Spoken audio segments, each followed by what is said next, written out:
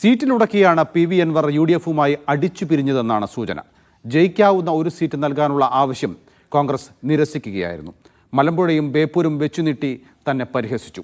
ഇതിന് പിന്നിലും ഒറ്റ നേതാവാണെന്ന് PV അൻവർ ആരോപിച്ചു.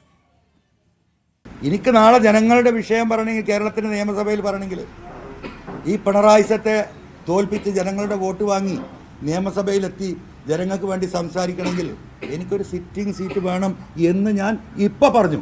മുമ്പ് എനിക്ക് വേണ്ടായിരുന്നു.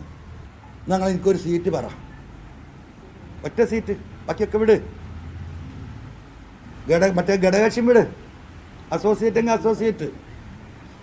അപ്പോൾ പറയാം, നിങ്ങൾക്ക് എവിടെയും മത്സരിക്കാമല്ലോ, 140 സീറ്റില്ലേ, എവിടെയും മത്സരിക്കാമല്ലോ, അത് നമുക്ക് തീരുമാനിക്കാം, അതിന് പ്രശ്നമൊന്നുമില്ല. ഞാൻ പറഞ്ഞു പറ്റില്ല, മുമ്പ് റെഡിയായിരുന്നു, ഇപ്പം പറ എനിക്ക് ഏത് സീറ്റ് തരും. നിങ്ങൾക്ക് ബേപ്പൂരിൽ മത്സരിച്ചൂടെ?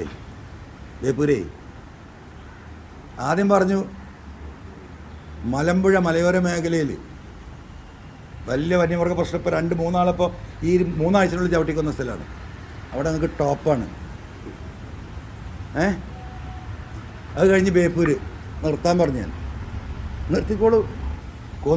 കൊല വിളിക്കാനാണ് തീരുമാനം, മനസ്സിലായില്ലേ?